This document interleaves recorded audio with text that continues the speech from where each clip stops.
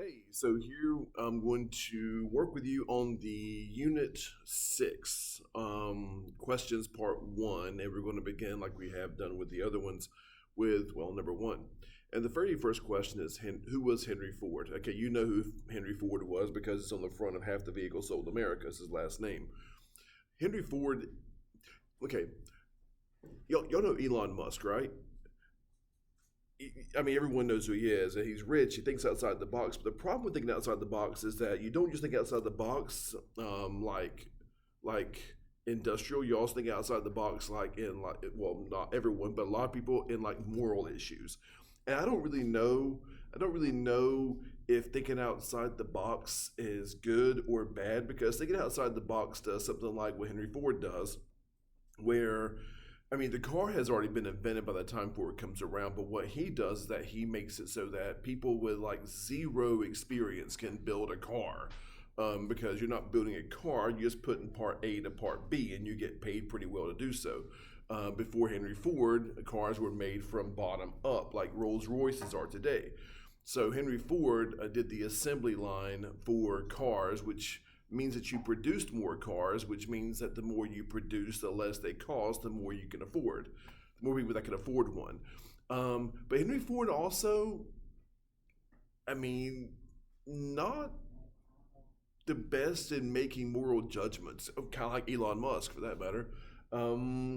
He was also a rabid anti-Semite. He said some pretty racist stuff a lot, but again, yeah. Anyway, but let's forget the whole racist stuff for Henry Ford for a second because that's not what this question wants you to know. I want you to know it, but the question what this question wants you to know is, what does he do? How does he advance America? It's for the mass production of cars using the assembly line. So that takes to number 2. What's mass production? Is exactly what it sounds like. It's mass producing, and the more you produce, as I said, the cheaper the item becomes, which means more Americans can afford a car than ever before. And going to number 3 for Henry Ford, his flagship car at first, the first one he rolls out is something called the Model T. And the Model T, honestly, is a piece of absolute junk. It is literally, it's absolute junk. Like the floorboards in the Model T car were literally junk. It was scrap wood that they got out of wood piles and put at the bottom of the car. He made these cars out of scrap metal and scrap wood. They are pieces of junk, but they're affordable pieces of junk. And if you don't have a car at all, you can't get one. It may be a junk car, but it's a car. And so that was the Model T. And they only came in one color, as he was famous to say, black. And so you can have any color you want as long as it's black. That's a Henry Ford joke. He's not exactly known for his humor, partly because he's racist.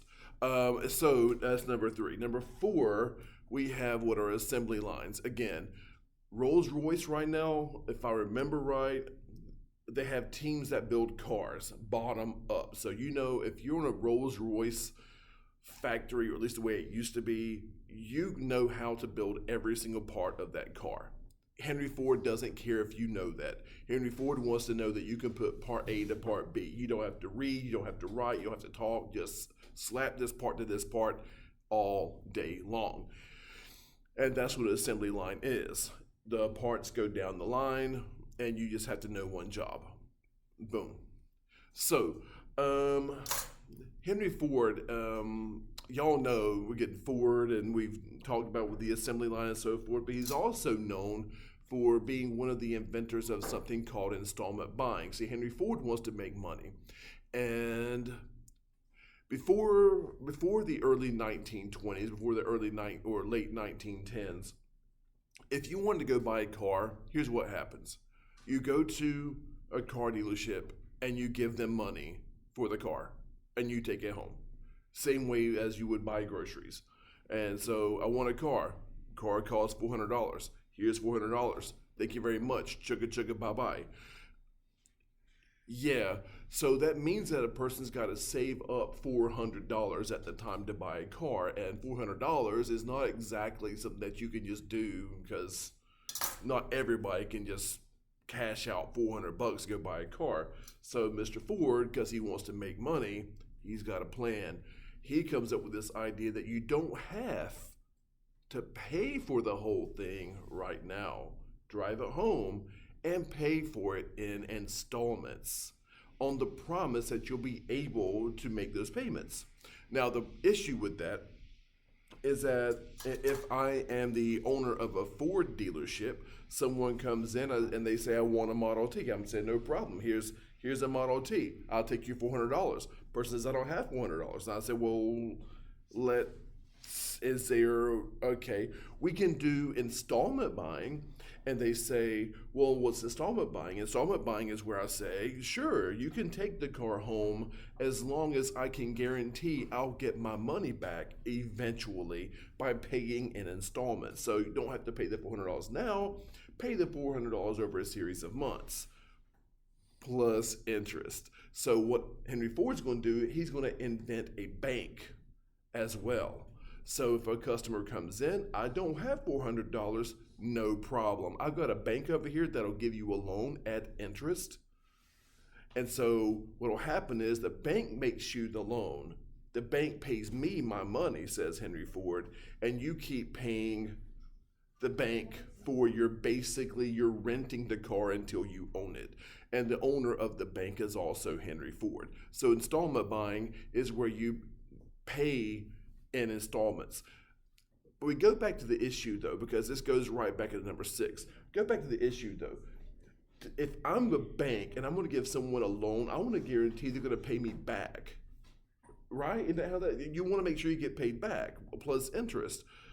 But that means I want to make sure someone has good credit. I want to make sure that the person I'm going to loan this $400 to has a history of paying off loans. But here's the problem. Credit doesn't exist yet, at least not nationwide. And so how do I know they're going to be able to pay it back? You kind of just got to go on a hunch because you can't guarantee a person has good credit or bad credit if we don't really have the idea of credit yet, you know? And so sometimes banks are going to give out loans to people that probably shouldn't get those loans. No, that's not a problem. Not at all. Anyway, going to number 6, what's buying on margin? Okay, we have a problem. So once Mr. Ford starts making tons of cash because he's not just getting paid back his money on his Model T, he's also getting paid in interest on those loans for that Model T from his bank. Again, smart. Other people pick up this idea too. And so you will have companies like washing machine companies that say, oh, people, y'all want a washing machine? You don't have to pay for the whole thing right now. You've never owned a washing machine? Oh, let me tell you how good that is. And hey, no, you don't have to pay for it right now. You can pay for it in installments. And everybody starts saying, hey, take out a loan. Hey, take out a loan. You can pay it back. America after World War I is absolutely filthy stinking rich because we're the ones that won the whole war, and there's financial benefit in that. And so no one's I'm saying take it back. Not no one, but a lot of people are not really that concerned. The money's gonna get paid back, and so everybody's giving out loans. And so if you start giving out loans for cars, and you give out loans for washing machines, and you give out loans for radios, eventually people are going to start giving out loans for nearly anything, including stocks. Stocks, like the ownership of a company. And I don't know if you know what a stock market is, and the stock market is it's like if you buy a share of a company, that means you own a piece of that company. And the idea that eventually, if that company makes really good money, then as an owner of that company, part owner of that company, you will make good money. And so if you make good money, the company makes good money, then stock prices, the value of that company goes up if it continues to make money. So therefore, every share of that company will value up higher as the company is valued higher. Does that make sense? So since everybody is sort of making money, comes up someday that some dude walks into a bank and says, "Hey, man, I want to buy stock in Ford. I want to buy a share of Ford Motor Company. It's making good money." And the bank's like, "Of course it's making good money. Um, well, the each share is $110 a share." Oh, well, problem with that, it says, is random fictional, dude. I don't have $110, but what if I take out a loan to buy this share? So, you know what when you buy a share of a company, you're basically gambling that that company is going to do well, which is how you would cash out your stock when you sell it. But what if the company doesn't do well? It's just as feasible that you could buy $110 for a share of Ford stock, and the Ford stock values up higher at 140. Then you sell it, you make a profit of $30. That's possible. It's also possible that you buy a share of Ford at $110 and then it loses money because they didn't perform as well in the last quarter, and so your $110 investment may now be valued at $80. And so it's gambling. But, oh, you know what it's kind of like? Imagine if you went to the bank and you wanted to buy $3,000 worth of lottery tickets, but you don't have that kind of money. And you say to the bank, I really, really think I'm going to hit it big this time. Is the bank going to give you a loan to play the lottery? If so, that's a crappy bank. Well, this is what was happening. And a lot of banks were thinking, well, what could go wrong? Everybody's making money. And so people were taking out loans to buy stocks. Not that smart. And that, my friends, is called buying on margin. Take out a loan to buy stocks. No, this couldn't. Nothing bad could happen, right? Okay, so flip ahead to number 7. Okay, hey, you may not even make this connection, but I get paid to make these connections. So, Isaac Newton, you know the guy, the scientist. Y'all know Isaac Newton? Yeah, okay. So, you know the whole what goes up comes down kind of thing with the apple on the head, that every action has an equal opposite reaction. Y'all, since 1900, you've had President Roosevelt, Taft, and Wilson, those 3 presidents, and each of those is considered to be a progressive president. And progressive means they're going to try to do stuff to make things better for everybody, to do workplace protections, to make meat safer for human consumption, to stop child labor, that kind of stuff. Progressive, progressive, progressive, progressive. So if you spend and then you have World War One, where Woodrow Wilson says is to make the whole world safe for democracy, which is like progressivism on the world stage. If you spend 20 years of doing progressive stuff, you're going to have people that are going to be getting tired of progressive stuff over 2 decades. You push to make things better, make things better, make things better, to make the world a better place, to cut down on business malpractice, to cut down on blah, blah, blah, blah, blah, blah, blah, blah, blah. Eventually, someone's going to come up and say, aren't you tired of trying to solve every problem? And he's going to be really, really attractive to a lot of people. So one of the things about the progressive era is it's also the period in which we welcome immigration, because immigration is good, and if a person comes up and says, you know what, no more immigration, some people are going to think that's pretty attractive. Close the borders, do our own thing, don't help people, just leave people alone. Yeah, that's going to get kind of attractive because, again, what goes up comes down, and well, there you got it. And so a person comes up, runs for president. His name is Warren G. Harding. G stands for, get this, his mother must have hated him. His middle name is Gamaliel. It sounds like an elf. So, but Warren Gamaliel Harding is according to most historians one of the dumbest dudes to ever be president, and we've had a lot of those. So Warren, but he says the right things, and Warren Harding, he says the things to the people that want to hear it. America only, just America, America first. Close the borders. That and a lot of people like him enough for him to become president. But the thing is that he's really not presidential material, even though he might look like it. And Mr. Harding doesn't quite know what the job is like. For example, he doesn't really know the function of a cabinet because he's Warren G. Harding and whatever. And so a cabinet is supposed to advise a president.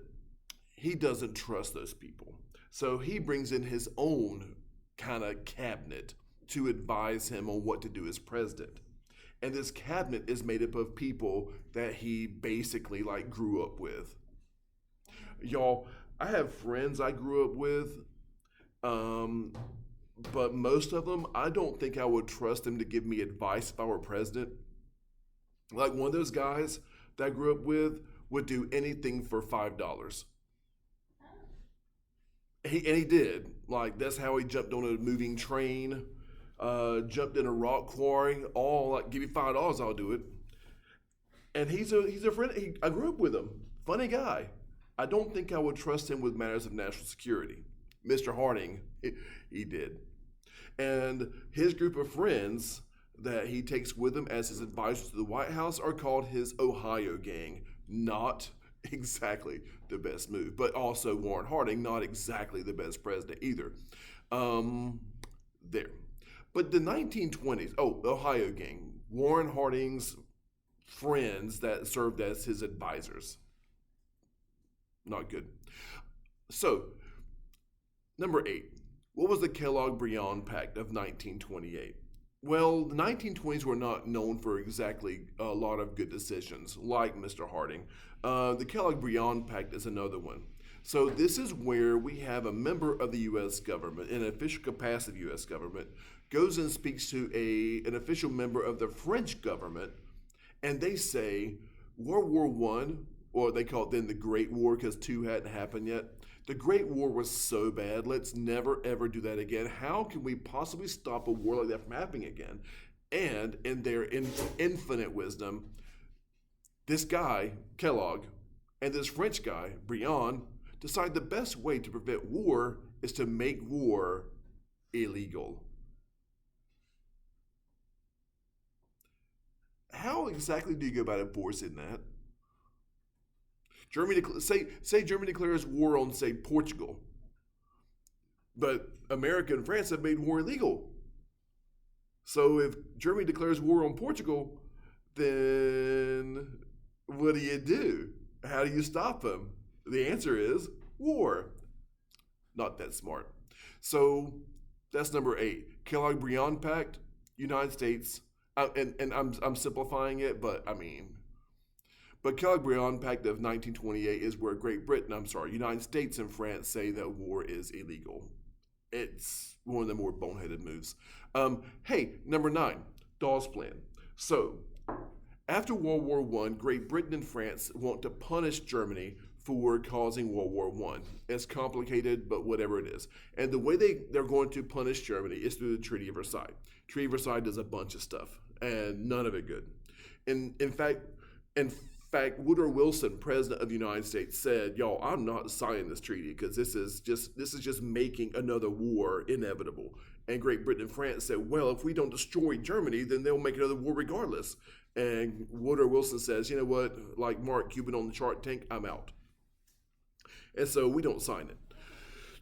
Well, one of those ways in which you punish Germany, says Great Britain and France, is make them pay something called reparations. And what the reparations is where Germany has got to pay Great Britain and France millions of dollars over years to help recoup the losses of the weapons they had to buy to beat them. It's like me and you get in a fight and I had to use a baseball bat to finally take you down.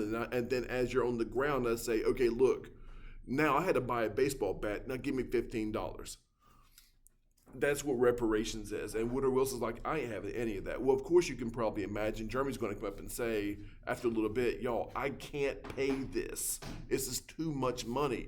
And so America, well, America's getting paid by Great Britain and France because they borrowed money from us in World War One. So since Great Britain and France borrowed money from us and they're making Germany pay reparations, that means Germany pays money to Great Britain and France. Great Britain and France pay money to us, and we're the ultimate thing. But Germany's like, I can't pay.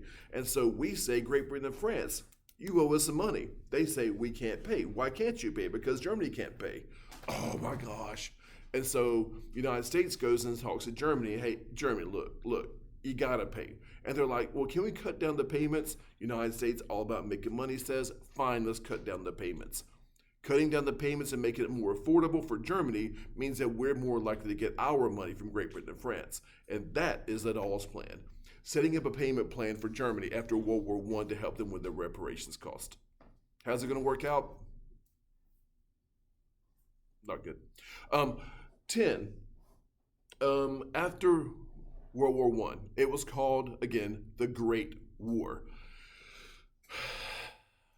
I don't think people quite get just how big of a deal World War I was. Not just the battles, but also the whole flu epidemic that came with it. Y'all, you remember? I know you do.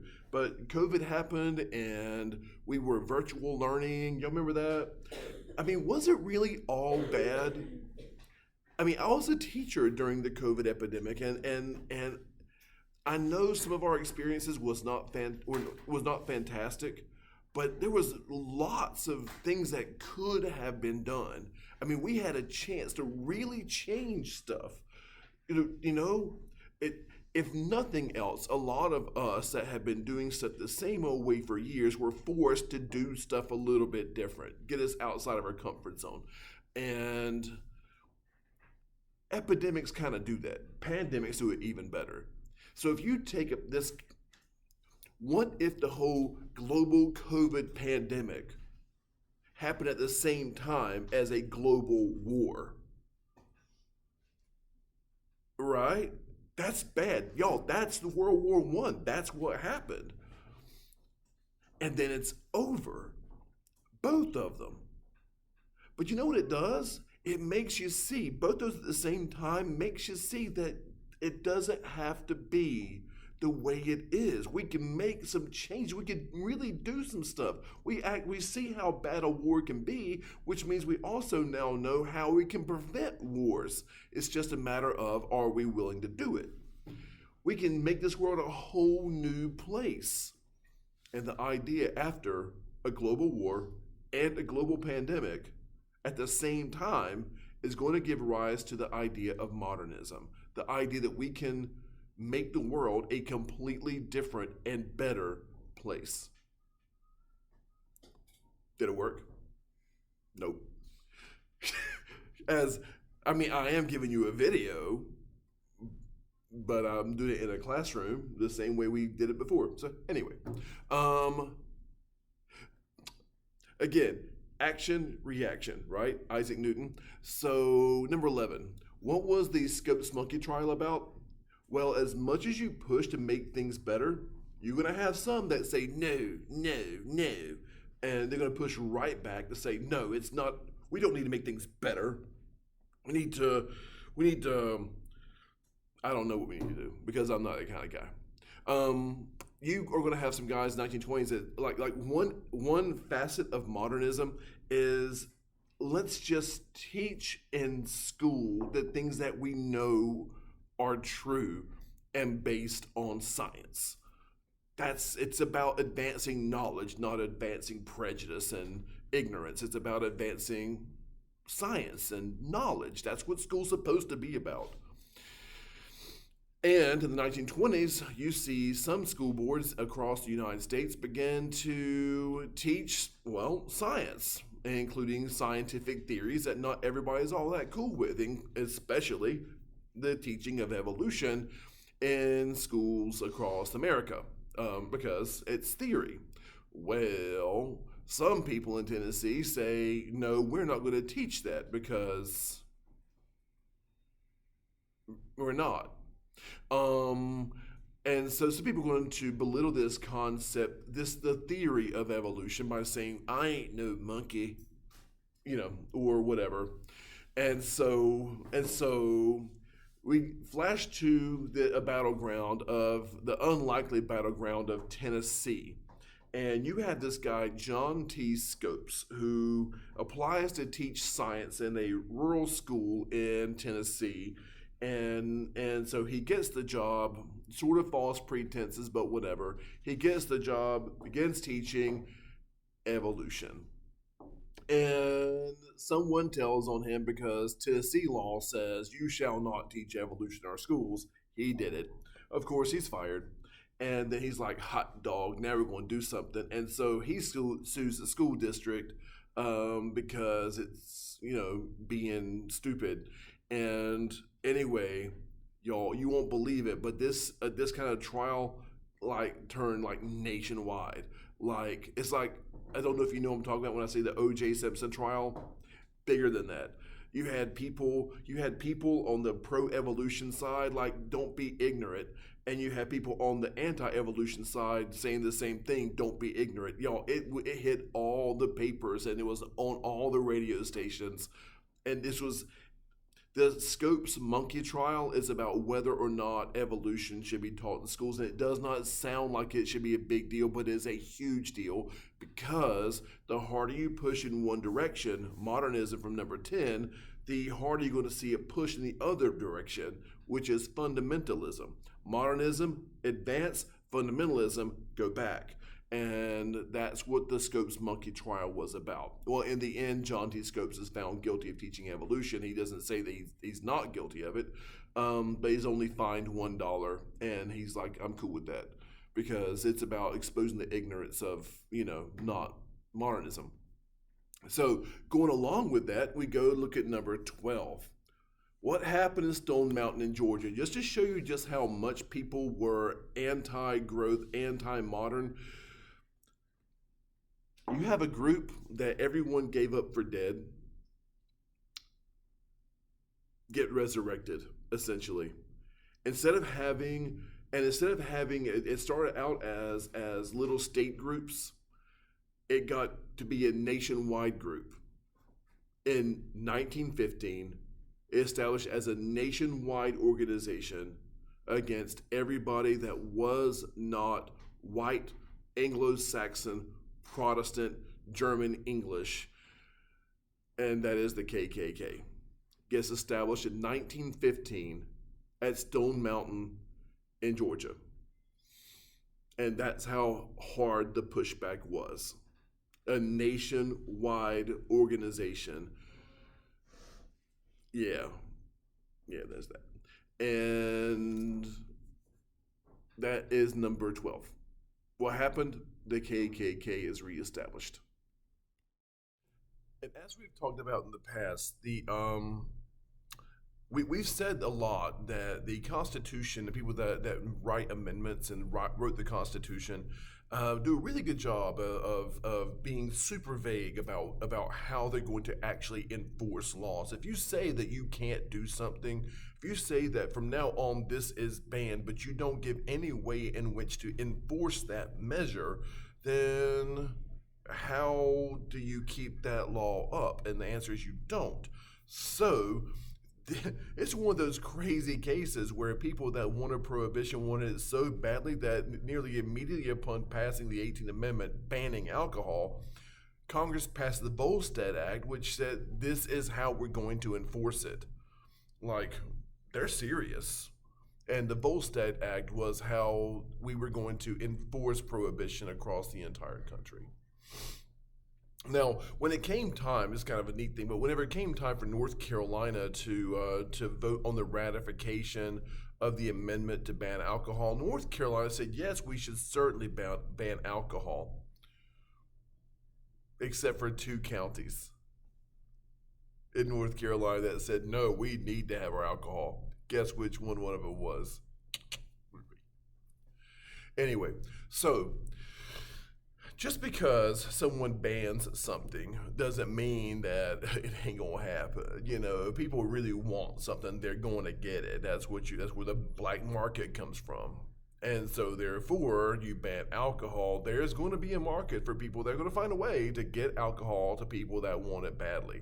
They're going to be willing to break the law, which means they're going to engage in criminal activity, not just by breaking the by transmitting alcohol, but probably having to do other stuff to get the alcohol on the cars. And I mean, probably willing to speed as well, which is how NASCAR got founded. But bootleggers ran alcohol during Prohibition, ran alcohol to people that wanted it, even though it was legal. 16, who is Al Capone? The biggest bootlegger of all. And that's also kind of a neat thing too. Al Capone in Chicago, he was the biggest bootlegger of all. He had an alcohol empire in an era in which alcohol was absolutely illegal. Al Capone, what does he do with all that money? Well, he gets rich, obviously, and he also owned nightclubs. He got lots of cash, and he wanted lots of people in his nightclubs because nightclubs weren't illegal. Alcohol was. So if he had a nightclub, you can come in the front door and dance and listen to music and whatever. Nothing's illegal about that. But you got to pay someone to get the music. And so Al Capone actually was making so much money from his alcohol empire that big jazz artists that you may have heard of if you're into music, like Louis Armstrong, Duke Ellington, he's the one that paid them. Like all the top acts went to Al Capone's nightclub and played music. So why does he care about dance clubs? Because if you happen to know somebody that knows somebody, you could say the right password or talk to the right person, and they'll put you in the back of the building where you like how it's so hidden away that you would never find it. Those are called speakeasies. So if the police come, like I hear Mr. Capone is serving alcohol, there's no alcohol here, officer. Search the place. Unless you know where the stuff is, unless you know how to get to that secret location in the nightclub, you ain't gonna find it. And that's Al Capone. Number 17, who is Charlie Chaplin? He's probably the biggest movie star of the 1920s. When you have all the people coming in, people have got jobs. It's like right now, you can't just work all the time. You've got to have leisure activities. So it was the 1920s in which you have the baseball and you have movies and you have, again, nightclubs and bands and music.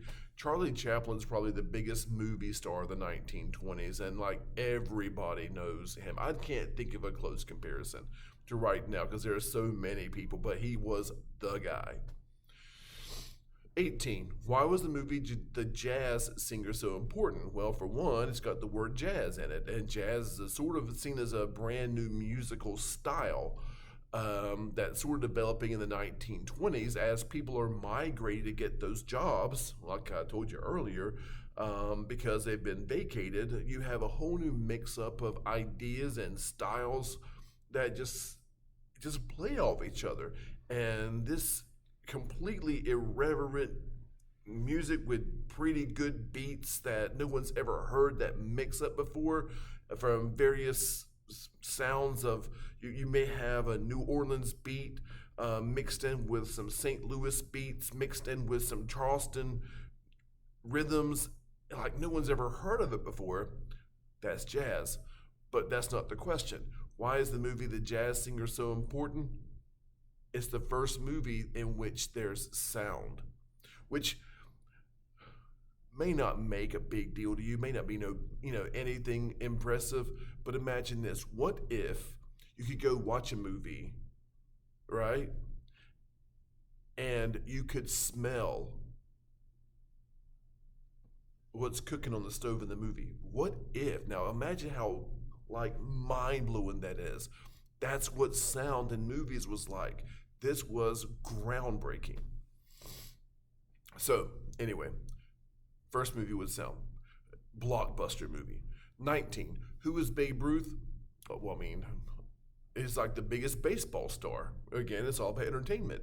What did Charles Lindbergh do in 1927? He's the first guy to fly across the Atlantic solo, which again is a pretty big deal. He gets in his plane and flies across the Atlantic Ocean, and no one had ever done that before.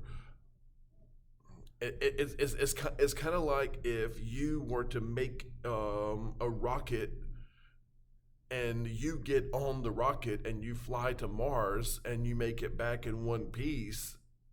I don't know. Now, Charles Lindbergh's not, I mean, he's a celebrity, but he's also, don't know that he should be a hero, knowing what we know now about the guy, but at the time, wow, he's amazing. Anyway, 21, what's a flapper? Whenever the women get the jobs that the men had vacated, they get paid. And when they get paid, they get their own homes. And when they get their own homes, they now have property. And they don't need a man to tell them anything. And so whenever people try to put customs on them that existed before World War One, these women that have their own jobs and their own money are like, don't you tell me what to do. I don't need you. I got my own money. And so a lot of ladies that have their own money would and their own jobs would say, you know what? Mind your own business. I don't. And they would dress pretty much any way they want to. They would go to the clubs and say, and like dare a man to say anything about it. They dressed according to the stereotype. They dressed provocatively. They danced provocatively, and they dared anyone to tell them otherwise. That's a flapper. 23. Who were the lost generation? Well, with all that freedom, some people are like,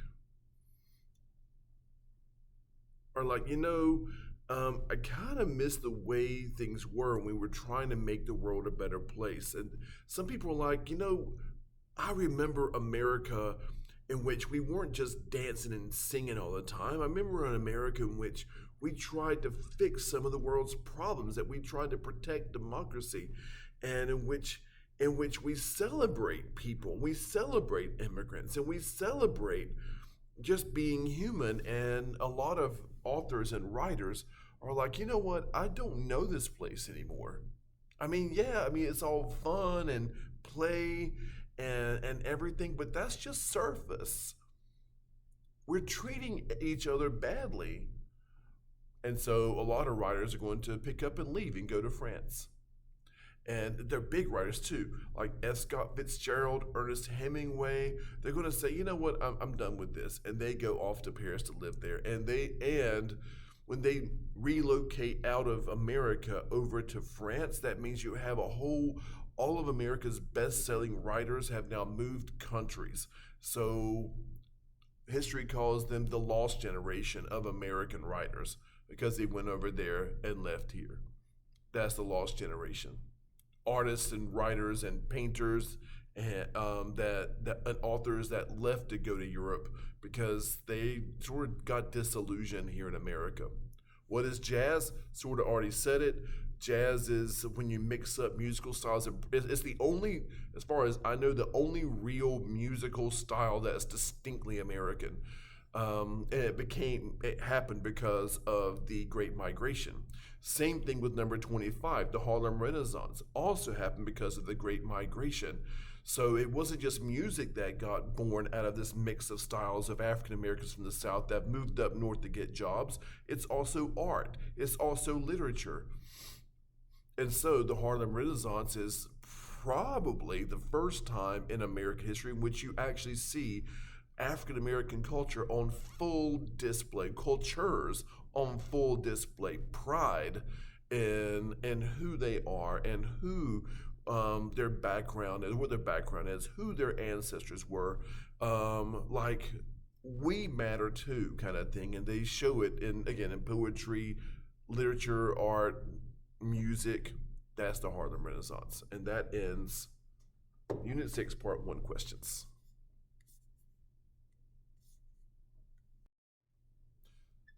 So, on a side note, after leaving that, I thought that was a good time to stop and have a transition. So, leaving that on the other side. So, World War One, when a lot of American men got drafted to go into World War One and go fight wars in Europe. That did do a lot of things for some other people. It left all these vacuums and jobs that need to be filled. And so, just because the workers have left doesn't mean that the job stops getting done. The job's got to get done. And so, a few things are going to happen to try to fill those jobs. One thing that's going to happen is the United States government, for a little while, is going to encourage a lot of immigration to America. Traditionally, that's what they've always done, to come take these jobs, particularly in the Southwest and Southeast. You also have, for the first time in World War One, you had a lot of women that were taking on roles and jobs that traditionally were considered men jobs, like construction and whatnot. Heavy labor and all, and like machinists and whatnot. Um, but they got those jobs, started making their own money, which is really really kind of cool. And when you make your own money, you have that bit of freedom. When you have that bit of freedom, you're more free than you were, which is eventually how they get. They push for the right to vote and finally get it. You also have, and this is one of the cooler aspects, y'all. I don't know if you have any idea about this, and that's not one of these questions, but straight up, in the 1910s. Just think, 1910 is only 50 years away from 1860. My math right?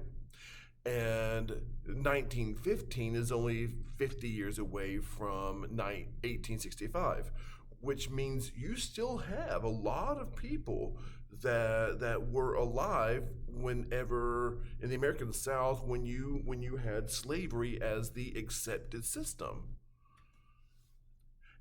And then you have, after that, you have, when the war is over with, you have the 13th Amendment, which says slavery is done. You have the 14th Amendment that says everyone that's born in America is a citizen. And the 15th Amendment that says everybody that's a citizen, every male that's a citizen, has the right to vote. And just then to see, if you're African American, just see those rights being stripped away from you by not just southern states, but see those rights stripped away from you one by one by one, like the Constitution says I have these rights. And then North Carolina says, well, yeah, but, pardon me, not really. And so just to go right back into a system of, the subservience, where you've got to say yes sir and no sir to people just because they are a lighter shade of skin than you, and where you've got to defer to them in all matters where you're being treated. And about we talked about the grandfather clause and the literacy act and so forth, literacy tests. And those were in the 1870s. Think about this. When you have all those jobs now open up in the factories in the industrial towns in New York and Chicago and so on, if you have the ability to leave out the American South where you're being still treated as if you're nothing, despite the Constitution that's saying, no, you're something, but the states are like, no, not really. Why would you stay if you didn't have to? And so, right during World War One and just after World War One, a lot of Southern African Americans are going to head up to these cities, to these industrial cities, to get those vacant jobs. Y'all, I don't know if you get this. You have millions of Southern African Americans moving up north to like New York City, Chicago, and a little bit further to the Midwest, like St. Louis and Cleveland, Ohio, some going into Seattle, a lot going into California and Los Angeles to go get those jobs. Millions. In fact, so many people left the American South when those jobs became available that people call it, in American history, the Great Migration. The Great Migration of people from all over the South go up north, and they start to mingle with each other. And when I say Great Migration, let me tell you how great it is. It's the second biggest, as far as we know, the second biggest migration movement of humans in human history. That's ridiculous. You talk about pilgrims coming to America, not even compared to the number of people that came, Southern African Americans that went up north. Not even in the same, not even in the same league. We migration coming from Latin America, migration coming from Italy and Ireland, no contest. This is the second biggest migratory movement of humans in human history. Crazy. Well, when they start to meet together, you'll see some fusion of ideas. And anyway, I'll leave that and come back to it. Number 13 was prohibition. Some people, going all the way back to the 1830s and 40s, think that alcohol is the big bad sin in America, and they want to ban alcohol in America permanently. Um, Ban alcohol, ban consumption, ban production, ban distribution, because it's like the big bad. And they eventually get what they wish with the 18th Amendment, which is the only amendment that I know of that banned something. Um, which means that the Congress had to vote on it, the president had to sign it, and the states have to all ratify it. This is an amendment that says alcohol is illegal. I can't think of another amendment that like straight up bans anything. It's also the 18th Amendment is the only amendment that I know of that had to be taken back and say, you know what, never mind, just kidding. Which happened with the 21st Amendment. It's the only amendment to be voided by another amendment. Anyway, prohibition is the idea that you should ban alcohol nationwide. And 14, the Volstead Act. The Volstead Act, like